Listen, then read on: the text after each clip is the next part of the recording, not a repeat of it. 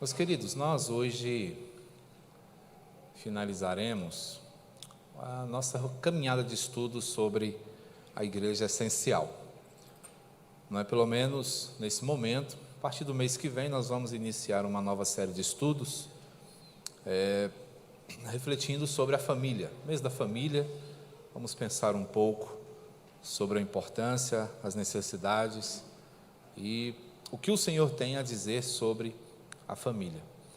Eu pretendo depois voltar com esse estudo, dando prosseguimento a alguns outros aspectos relacionados à essencialidade da igreja. A reflexão acerca desse tema, meus irmãos, se dá nesse exato momento em que nós, tendo atravessado uma pandemia, ainda em desenvolvimento, mas cremos e esperamos no Senhor, que já está mais próxima do seu final, vimos como a igreja foi afetada na sua rotina, na sua caminhada, e como também foi posta à prova a sua compreensão acerca da palavra do Senhor. A pandemia foi, sim, um teste para a igreja do Senhor.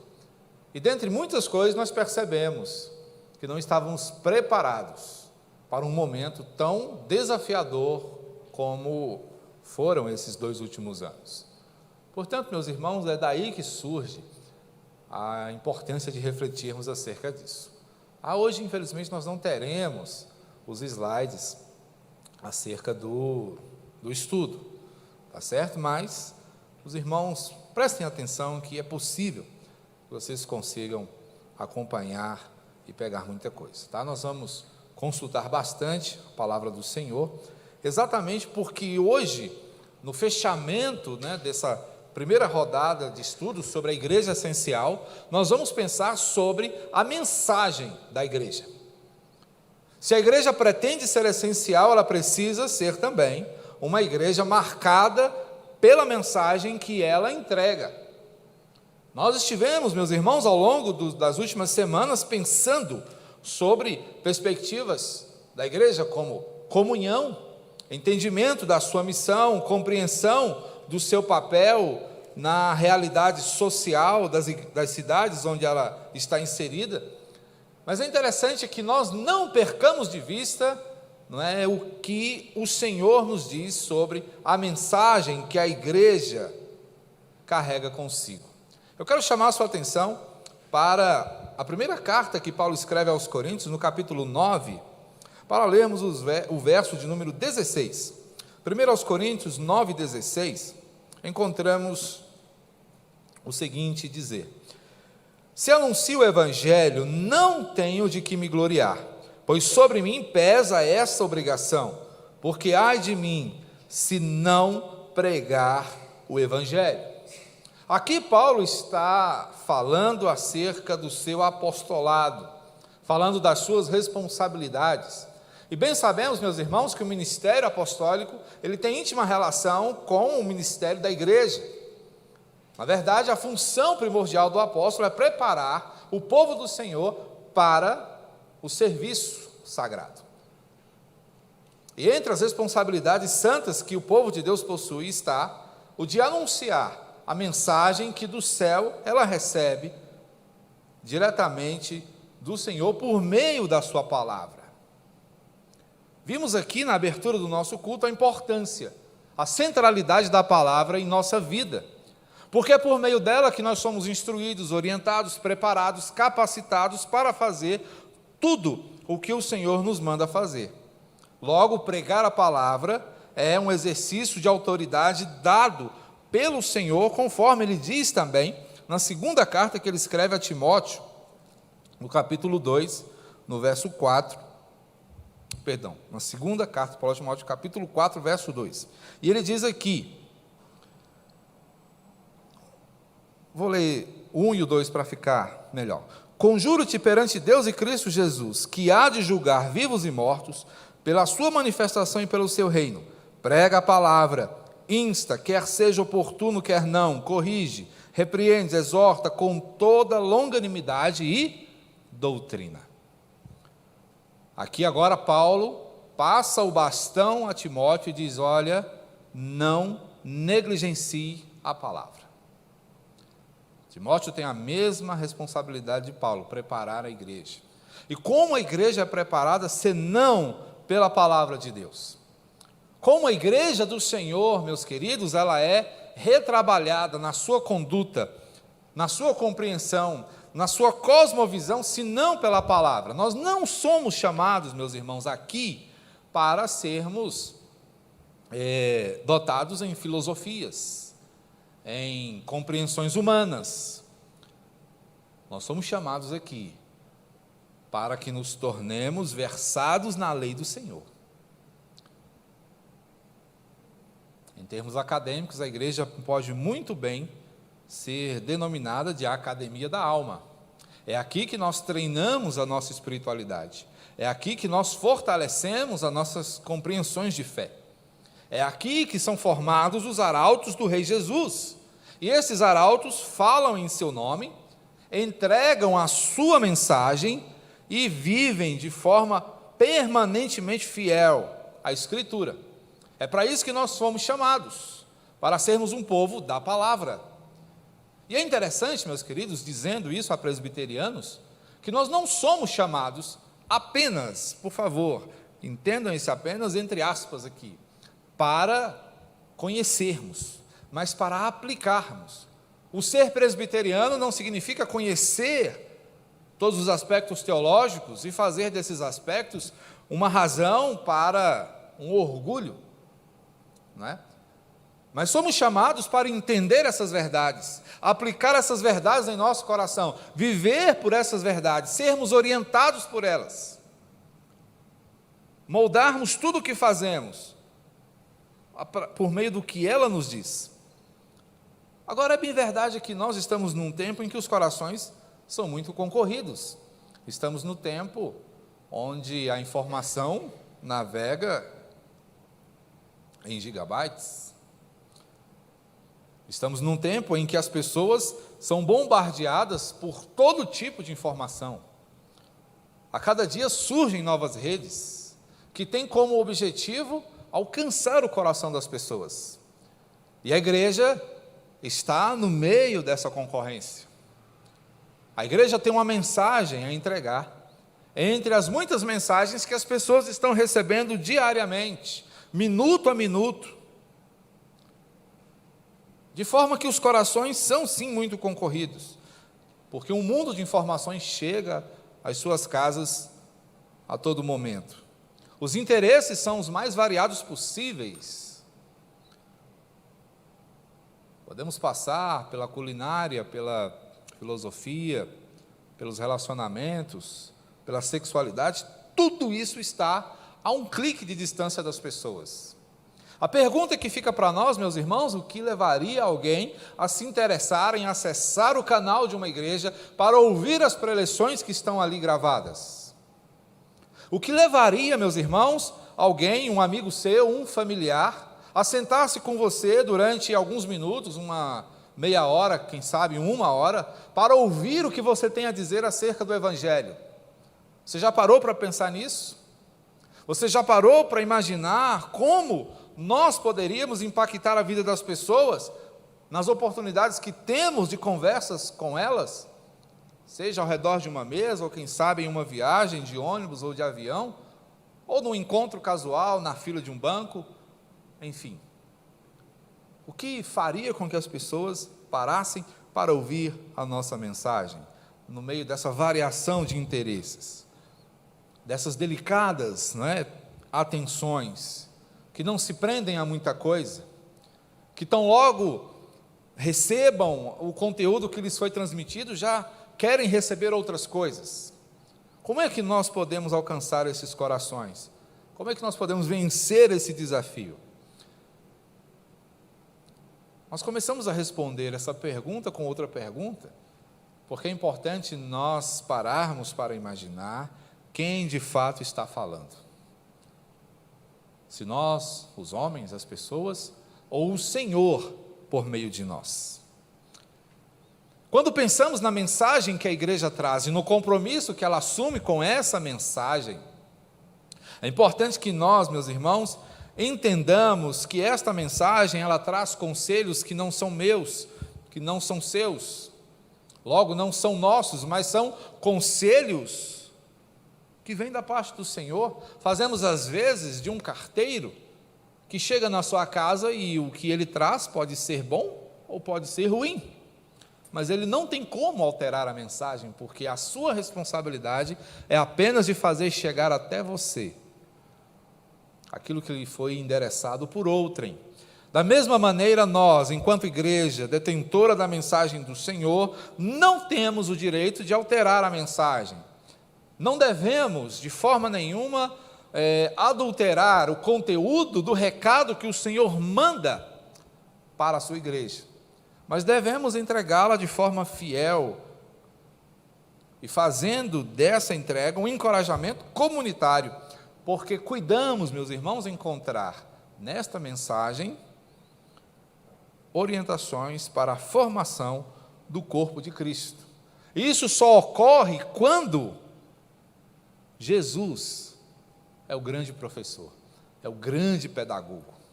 É por meio da palavra que ele ensina a sua igreja, que ele formata o seu povo, que ele o leva a entender qual é o seu chamado, qual é a sua grande responsabilidade. Eis, meus irmãos, portanto, a grande bênção da palavra que nós carregamos em nosso coração. Por isso, a igreja ela é essencial, não porque ela é mais uma instituição nesse mundo, não porque ela tem um programa atraente, não porque ela é composta de pessoas bonitas, não porque ela possui instalações confortáveis, agradáveis, mas porque ela traz uma mensagem que não se encontra em nenhum recanto desse mundo. A mensagem que a igreja compartilha com o mundo não é daqui. É uma mensagem eterna, é uma mensagem profunda. Por isso a centralidade da Escritura precisa sempre constar da igreja que pretenda ser fiel ao Senhor, da igreja que pretenda agradar aquele que a chamou. Porque quando a igreja tem a Escritura como ponto central na sua vida, como ponto nevrálgico das suas atitudes, da sua praxe ministerial, ela promove o que nós poderíamos chamar de cultura celeste. Falávamos disso, se eu não me engano, na última aula, porque a igreja do Senhor Jesus, ela é uma embaixada no mundo. A igreja representa uma pátria celestial. Portanto, a igreja é a representação de um país que não está em nenhum território desse mundo, em nenhum continente dos quais nós temos notícia. A igreja representa um país extraterreno, fora desse mundo. A igreja é uma embaixada da Nova Jerusalém, e ela está encarregada de promover a cultura daquele lugar, a cultura que gira em torno do amor de Cristo Jesus, que gira em torno da vontade do Pai, que se torna conhecida dos homens pelo ministério de consolação do Espírito Santo. A igreja, portanto, contribui para a formação do caráter das pessoas. A igreja contribui para a sua capacitação social, porque a igreja também envolve-se nas relações que nós desenvolvemos enquanto seres humanos, cidadãos terrenos. Portanto, a missão da igreja nasce da compreensão da vontade do Senhor para ela. E é aí, meus irmãos, que nós nos tornamos mensageiros consagrados. Esses mensageiros consagrados carregam uma mensagem transcendente, cujo conteúdo é orientado, como já dissemos, pelo Espírito Santo.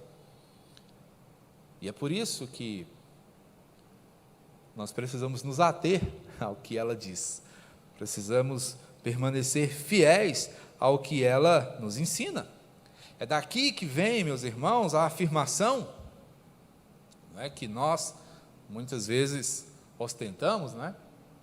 O sola escritura, que é justamente a ideia de que somente a Escritura pode promover no coração humano o que ele realmente necessita.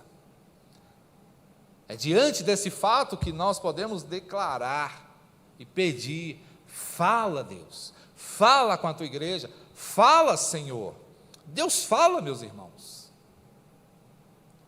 Quando me perguntam: há revelação na sua igreja? Eu não titubeio e digo: tem.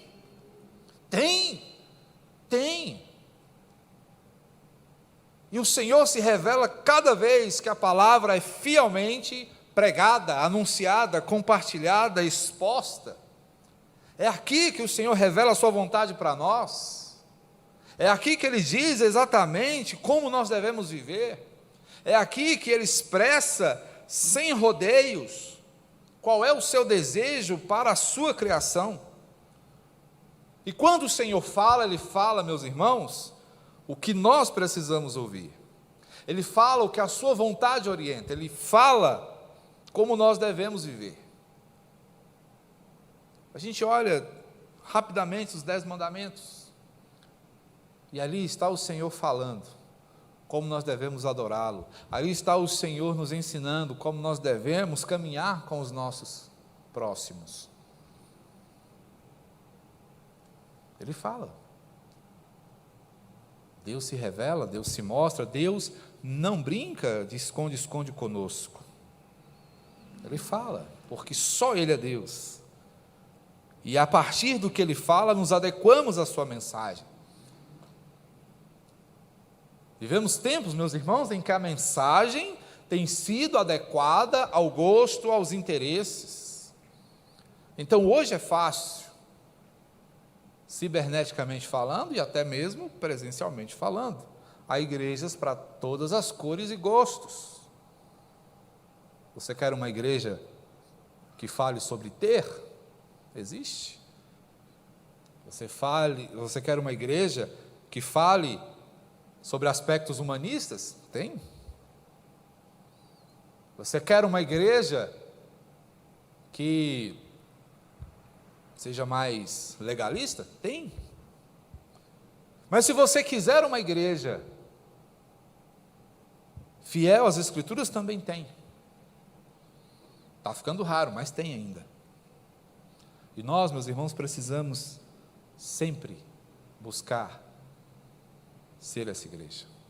Nós precisamos sempre desejar ardentemente no coração sermos uma igreja da palavra, não apenas como um denominativo, não apenas como algo que nos diferencie das outras, mas que sejamos uma igreja que ame a palavra, conheça a palavra, experimente a palavra, anuncie a palavra, compartilhe a palavra e a tenha como referência para a sua vida. Porque quando nos adequamos à mensagem, nós recebemos o que dela vem. E o que pode vir da mensagem, pastor? Primeiro, exortação. A exortação é um encorajamento. O encorajamento que tira você da zona de conforto. O encorajamento que te diz: levanta-se, saia do lugar comum, faça alguma coisa. A admoestação, que também vem da palavra do Senhor, que te encoraja a mudar seu posicionamento, a mudar suas atitudes, a abandonar escolhas que não te fazem bem e que não agradam ao Senhor. Quando nos adequamos à mensagem, nós reconhecemos que ela também nos confronta, que ela bate de frente conosco e diz: olha, não é por aqui, a sua direção está errada, volte, faça as coisas de acordo com a vontade do Senhor, mas também dela vem consolo. Quando você está desanimado, dela vem ânimo. Quando você está entristecido, dela vem alegria. Quando você se sente só, ela te apresenta o maior amigo que se tem notícia, que é Cristo Jesus. E tudo isso por meio do nosso compromisso com a mensagem.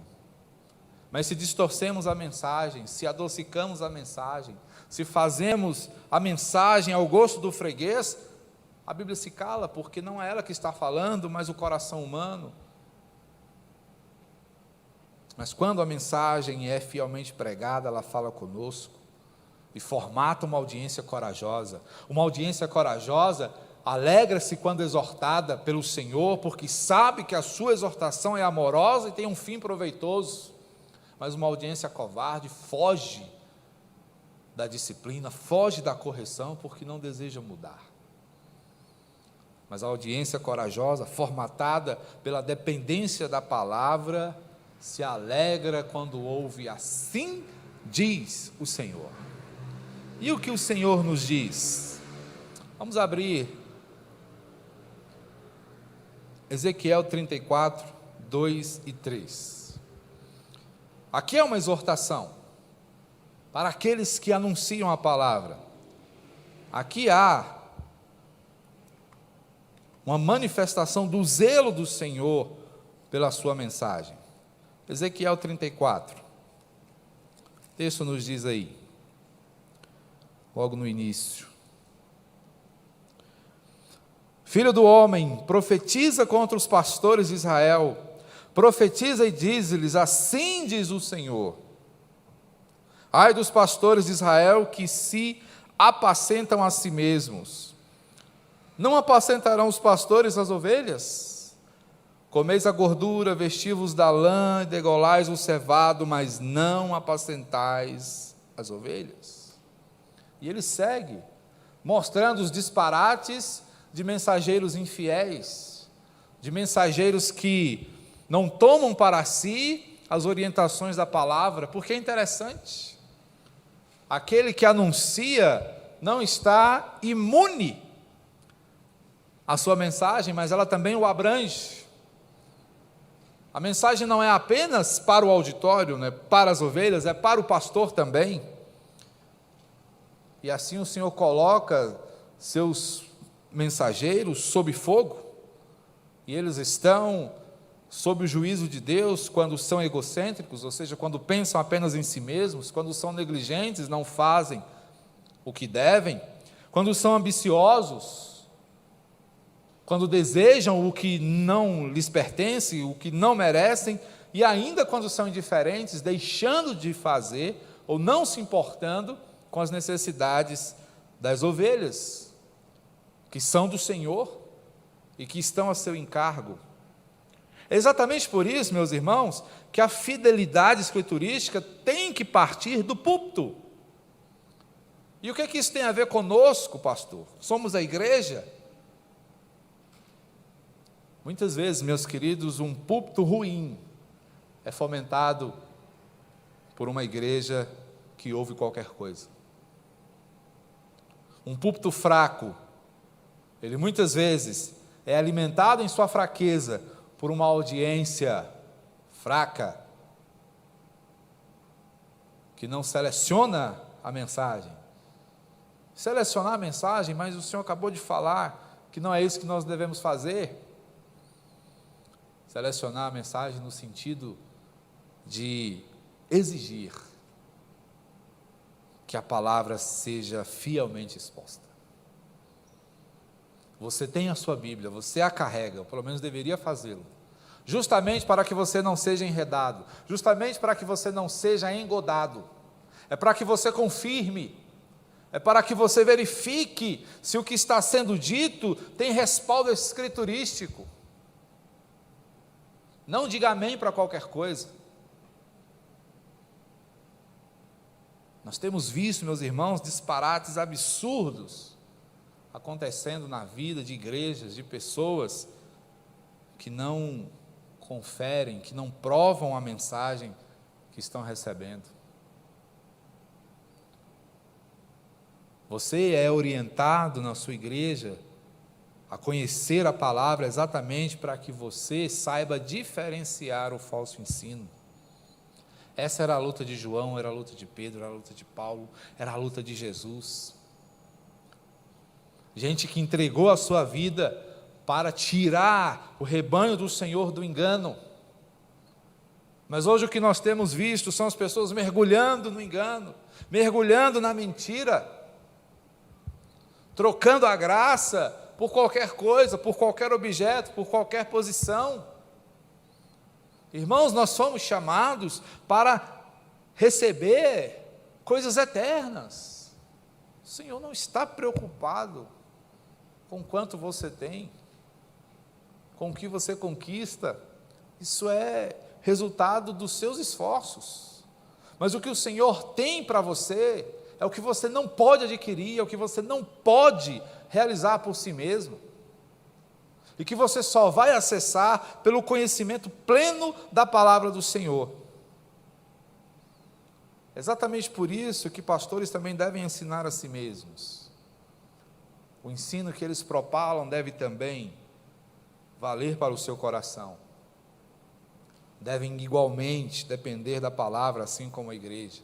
Devem possuir conhecimento decisivo, saber o que fazer com o conhecimento que se adquire, ansiar pela glória de Deus, porque dessa forma, enquanto nós ensinamos, nós aprendemos, e aprendemos para ensinar. Esse é a grande bênção da igreja. E é assim que ela desenvolve um ministério transformador, um ministério que impacta vidas. E ela se torna, a partir daí, uma comunidade terapêutica. Isso parece meio holístico, né? Uma comunidade terapêutica. Mas a igreja está encarregada de tratar corações. A igreja está encarregada de falar aos corações de forma que eles sejam restaurados nas suas dificuldades. O pecado que nos atrai com um prazer efêmero e enganoso deixa marcas profundas. E é a graça ministrada pela igreja, que já a experimentou, que vai fazer esse trabalho, que vai realizar. É ela que vai fazer. Portanto, a saúde eclesiástica está intimamente ligada a esse mutirão pedagógico. Mutirão pedagógico, sim, nós todos aqui somos chamados ao ensino. Não é responsabilidade só do seu pastor, do seu presbítero. Você está há anos na igreja aprendendo. Você tem muita responsabilidade quando sai por essa porta e diz: que palavra abençoada, que bom ouvir uma mensagem assim. Mostre, prove isto, compartilhando essa mensagem, fazendo com que ela salgue a sua vida, aplicando-a no seu viver, para que ela possa impactar o viver das pessoas que se relacionam com você. Olha só, vamos aí. Esse mutirão pedagógico é composto pelo trabalho da liderança, que está encarregada de ensinar. Vamos lá, 1 Timóteo 3:2. E o texto assim nos diz: é necessário, portanto, que o bispo seja irrepreensível, esposo de uma só mulher, temperante, sóbrio, modesto, hospitaleiro, apto para ensinar. Bispo é o líder da igreja, é o pastor, é o presbítero. Então a liderança tem essa responsabilidade, mas não para aqui. O mutirão segue. Se é mutirão, envolve mais gente. Onde é que nós vemos outros participantes? Onde é que nós vemos outros envolvidos nesse mutirão? Não é na igreja, é em casa. Deuteronômio 6:7. Vamos lá também? O que nos diz o texto? Estas palavras, verso 6, hoje te ordeno, estarão no teu coração. 7, tu as inculcarás a teus filhos, e delas falarás assentado em tua casa, andando pelo caminho, ao deitar-te, ao levantar-te. Também atarás como sinal na tua mão, e te serão por frontal entre os olhos, e as escreverás nos umbrais da tua casa e nas tuas portas. Responsabilidade do ensino, responsabilidade do compartilhar a palavra em casa. Se você espera que o seu filho seja orientado escrituristicamente apenas nos 45 minutos que ele tem por semana na escola dominical, sinto muito, você não está formando um cristão. É injusto e é insuficiente. Essa criança precisa ser impactada pelo ensino da palavra dia após dia na sua casa, pelo seu testemunho e também intencionalmente, quando você chama seu filho, abre a palavra, lê com ele, ora com ele, explica para ele, ensina-o a amar a palavra. Se você não está fazendo isso, mas faz tudo pelo seu filho, coloca ele em tudo que é atividade, e ele não tem esse contato cotidiano com a palavra, você está fazendo muito pelo seu filho, menos transformá-lo num cristão que conheça o Senhor e a sua palavra. É no dia a dia, gente, é no cotidiano, é o tempo todo. Então esse mutirão, ele precisa também da participação daqueles que estão conosco em nossa casa. É um mutirão também que conta com a experiência daqueles que são mais velhos, daqueles que têm mais vivência. Agora voltamos lá para Tito, conselho de Paulo, a um de seus pupilos, Tito 2, 3-5. E olha que interessante, a visão, não é, organizacional e eclesiástica de Paulo é fantástica. E ele vai dizer aí no capítulo 2: quanto às mulheres idosas, semelhantemente, que sejam sérias em seu proceder, não caluniadoras, não escravizadas a muito vinho, sejam mestras do bem, a fim de instruírem as jovens recém-casadas a amarem o marido, seus filhos, a serem sensatas, honestas, boas donas de casa, bondosas, sujeitas ao marido, para que a palavra de Deus não seja infamada. Olha que maravilha! Não é só ensinar a menina a ser uma boa dona de casa, mas é mostrar por que ela tem que ser uma mulher diferenciada. Por causa da palavra. Então percebamos, meus irmãos, que muitas vezes o nosso erro está na propagação de uma cultura errática. Porque muitas vezes, ao invés de compartilharmos virtudes, nós compartilhamos vergonhas. Não é? Porque muitas vezes o que consta dos assuntos em nossa mesa? O que nós estamos compartilhando na mesa? Quem é o prato da vez, muitas vezes? Então é importante a gente considerar isso, porque não seremos essa comunidade terapêutica se esse mutirão falhar, se a liderança falhar e não for fiel, se os pais falharem e forem negligentes, se os experientes falharem e não passarem boas coisas aos que estão chegando. Nós precisamos nos reunir com propósito, senão não faz sentido o estarmos aqui. Porque é a palavra que realiza, é ela que opera. E ela opera, meus irmãos, para que a comunidade seja edificada. Responsabilidade pastoral. O pastor tem a responsabilidade de edificar a comunidade, pela exposição bíblica, pelo ensino fundamentado na palavra. Mas isso não para aí. A igreja responde de forma adorativa. O bom ensino da palavra deve gerar uma resposta de adoração. Como nós adoramos tem muito a ver com o que é pregado, com o que é ensinado, com o que é compartilhado. Mas a resposta de adoração também não é tudo. Não paramos no testemunho, mas esse testemunho, essa resposta de adoração, tem que ter impacto aqui, no coração, tem que fazer diferença lá dentro, é algo intrínseco, ou seja, isso também precisa mudar a minha vida.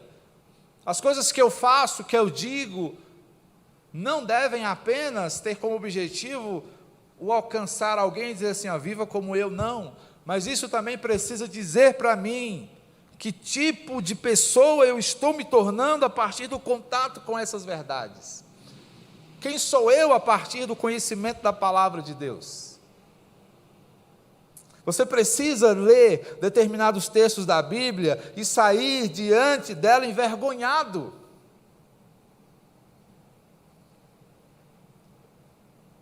e decidido a mudar, porque ela te deu um amoroso tapa no rosto, que mostrou para você onde você estava falhando. E obrigado, Senhor, porque agora eu entendi, agora eu sei o que eu tenho que fazer. É essa aplicação intrínseca, ou seja, essa aplicação para mim. E aí o que é mais gracioso, olha só o movimento. A edificação comunitária promovida pelo líder, não é? Passa pela resposta adorativa, pela aplicação intrínseca, para se tornar depois uma comunhão edificante. E essa é a igreja. Que quando recebe alguém que chega ali para descobrir, é impactado pelo que as pessoas que estão aqui dentro fazem umas pelas outras. Parece fácil, não é, mas é possível. Irmãos, a gente precisa parar e pensar e se envergonhar um pouco pelo tanto de gente que nós perdemos pela indiferença.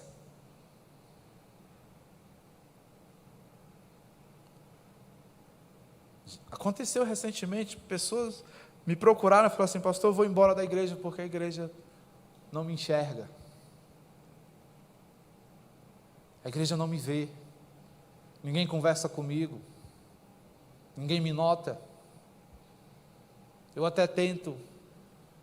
Sabe, irmãos? Nós precisamos entender que se o Senhor nos vê, nós somos chamados para ver outros também. Nós somos chamados para abraçar outros também.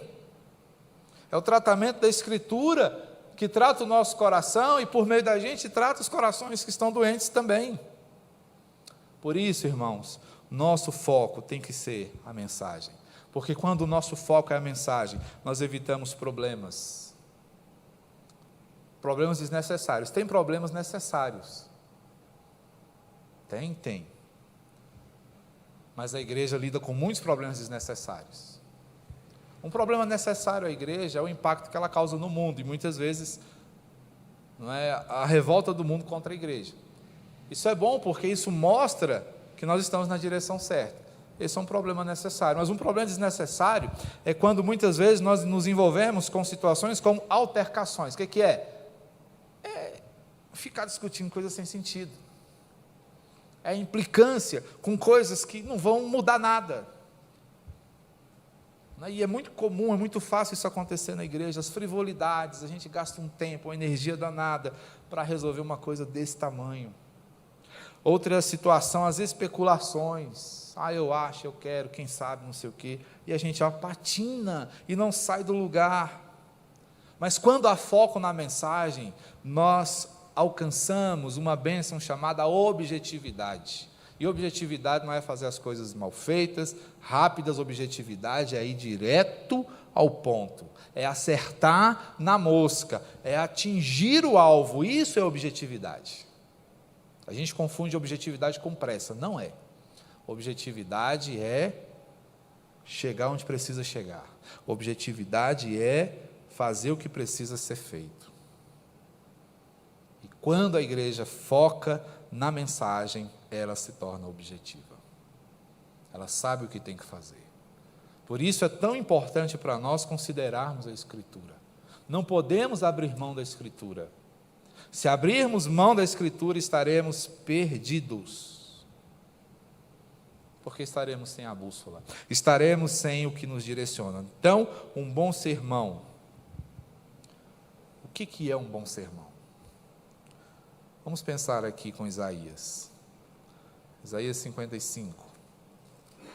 Vamos rapidinho, já estamos finalizando. O profeta do Senhor diz aí, verso 9. Assim como os céus são mais altos do que a terra, assim são os meus caminhos, mais altos do que os vossos caminhos, e os meus pensamentos mais altos do que os vossos pensamentos. O que o profeta está dizendo ao povo, meus irmãos, é algo maravilhoso. Ele está falando da graça de Deus, ele está falando do poder, da misericórdia, do cuidado que o Senhor tem para com os seus, e que embora sejam coisas altas, coisas inatingíveis humanamente falando, são coisas que descem do céu sobre nós para, primeiro, realinhar nosso viver, conformar a nossa vida à agenda de Deus. Um dos grandes problemas, uma das maiores tragédias humanas é, muitas vezes, a gente querer que Deus se adeque à nossa agenda. Ele não vai se submeter a isso. Salmo 139 diz que os nossos dias estão calculados, determinados, muito antes de qualquer um deles existir. Então a adequação é nossa à agenda do Senhor. Então, uma boa palavra, um bom sermão que Ele vai fazer por nós é realinhar o nosso viver, conformar a nossa vida à agenda de Deus. É você entender, puxa, por aqui é. Segunda coisa, redefine o nosso caráter. Nos tira de uma perspectiva de infidelidade para uma vida fiel. Realinhamento de caráter.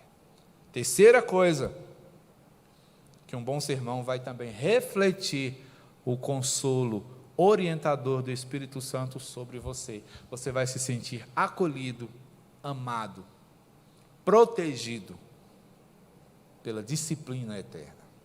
Olha que maravilha. É isso que um bom sermão faz. Um bom sermão não é aquele que agrada os ouvidos. Um bom sermão não é aquele que é bom de ouvir porque o pregador tem uma retórica impecável. O bom sermão não é aquele em que o pregador não extrapola o tempo. Um bom sermão é aquele que fala com você e mostra onde você está errando. Um bom sermão é aquele que apresenta a você as distorções do seu caráter. Um bom sermão é aquele que mostra que, a despeito de toda a dificuldade que esse sermão mostra na sua vida, te apresenta alguém que pode te ajudar a consertar as coisas, que é o Espírito de Deus.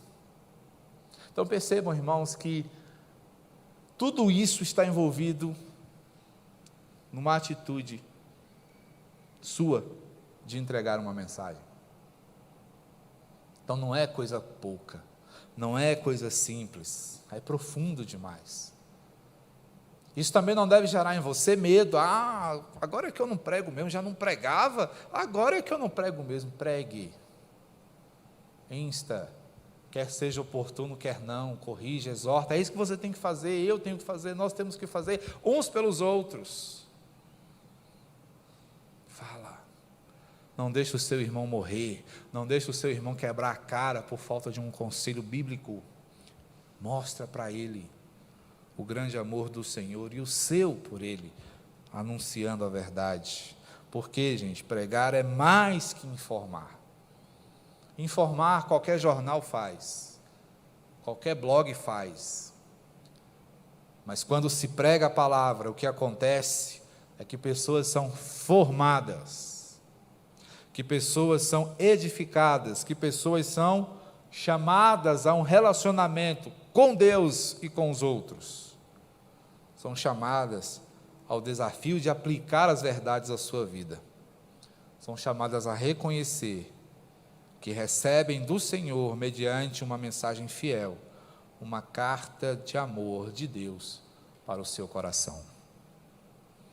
Você quer ser o mensageiro dessa carta? Pregue. Você quer entregar esse tipo de mensagem? Lute por uma igreja fiel à Escritura. Porque é isso que nós somos, irmãos. Mensageiros.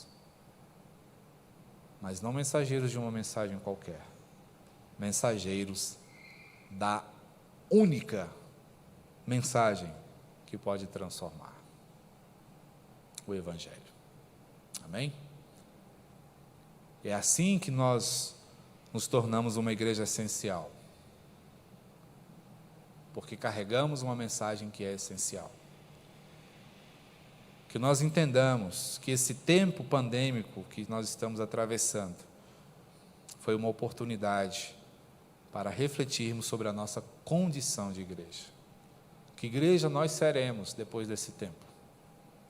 Que você leve para casa essa pergunta e trabalhe no seu coração para que eu e você sejamos essa igreja. Amém? Vamos orar? Bendito Deus, muito obrigado. Louvamos, ó Deus, o teu nome e te agradecemos, Pai, prioritariamente pela tua palavra, a qual é viva, eficaz, penetrante, mais cortante que qualquer espada de 2 gumes.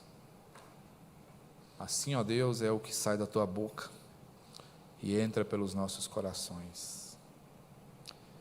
Ó Deus, edifica a tua igreja para que esta igreja esteja encarregada da edificação de vidas, que seja o amor do Senhor a grande motivação para a caminhada desse povo. Eu rogo em nome e por amor de Cristo Jesus. Amém. Recebam a bênção, irmãos. Que a graça de nosso Senhor e Salvador Jesus Cristo, o amor de Deus, o nosso Pai, e o consolo, a orientação e o poder do Espírito seja com todo o povo do Senhor, povo que carrega a mensagem eterna. Que seja esse povo fiel a esta mensagem, crendo que esta mesma mensagem também diz que o Senhor Jesus voltará no último dia para finalizar todas as coisas e reinar com o seu povo por todo sempre e pelos séculos dos séculos. Amém.